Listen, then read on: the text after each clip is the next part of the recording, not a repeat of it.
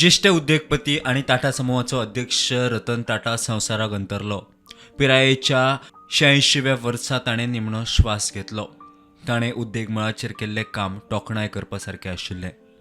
भौशीक मळाचेर केल्लें काम प्रत्येकाक अभिमान दिसपा सारकें. ताणें निमणो श्वास घेतले उपरांत देशभर दुख्खाचें हार पसरला.